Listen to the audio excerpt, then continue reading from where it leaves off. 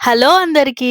ఇవాళ మీకు ఒక మంచి బ్రేక్‌ఫాస్ట్ రెసిపీ. ఈ రెసిపీ గురించి టెన్షన్ పడక్కర్లేదు. ఎంత టైం పడుతుందని జస్ట్ ఒక 5 మినిట్స్‌లో ఈ రెసిపీ అయిపోతుంది. టేస్ట్ మాత్రం నెక్స్ట్ లెవెల్‌లో ఉంటుంది. ఏం కాదండి, పోహా రెసిపీ. పోహా మీరెప్పుడు తినే ఉంటారు కదా! అంతకన్నా ముందు సంక్రాంతి ఇంటికెళ్తే అమ్మ వాళ్ళు ఖచ్చితంగా అటుకులు ఇచ్చుంటారా? మా ఊర్లో అయితే అమ్మ వాళ్ళు అటుకులిస్తారు ఖచ్చితంగా సంక్రాంతికి ఇంటికెళ్తే. సరే రండి, ఇప్పుడు ఆ రెసిపీ ప్రాసెస్ ఎలా చేయాలో చెప్పేస్తాను. ముందుగా అటుకులు తీసుకోవాలి. అటుకుల్ని ఫస్ట్‌గా వాష్ చేసేసుకున్న తర్వాత కొంచెం వాటరేసుకొని నానబెట్టుకోవాలి. అటుకులను వాష్ చేసుకోండి, మట్టుంటుంది ఖచ్చితంగా. నేనిక్కడ కింద బౌల్ పెట్టుకొని, పైన స్టెయినర్ పెట్టుకొని, స్టెయినర్‌లో అటుకులు వేసుకొని మంచిగా వాష్ చేసేసుకున్నాను. వాష్ చేసుకున్న తర్వాత వాటర్‌ని పడేసి దాంట్లోనే వాటర్ యాడ్ చేసుకొని, మళ్ళీ అటుకులు నానబెట్టుకున్నాను.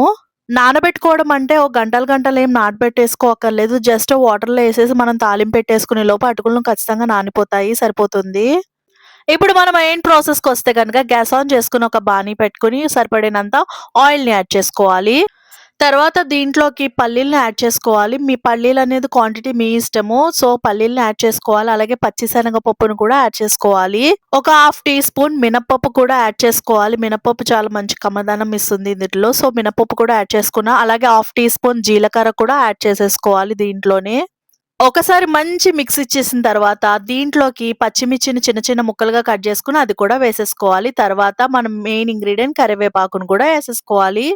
ఒక చిటికెడంత పసుపును కూడా యాడ్ చేసేసుకొని ఒకసారి మంచి మిక్స్ ఇచ్చేసుకోండి. మిక్స్ చేసేసుకున్న తర్వాత గ్యాస్‌ని సిమ్‌లో పెట్టుకొని మనం ముందుగా అటుకులు నానబెట్టుకున్నాం కదా వాటర్‌లో, అటుకులని మంచిగా పిండేసుకొని ఈ తాలింపులో వేసేసుకోవడమే.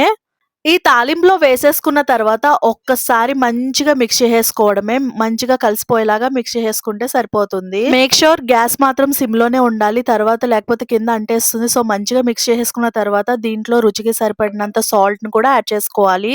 అలాగే కొంచెం కొత్తిమీర, అలాగే ఒక నిమ్మకాయ రసాన్ని కూడా యాడ్ చేసేసుకుంటే సరిపోతుంది. 5 మినిట్స్‌లో అయిపోయి easy tasty poha recipe ready అయిపోయింది. మీకు ఈ వీడియో నచ్చితే ప్లీజ్ సబ్స్క్రైబ్ చేసుకోండి.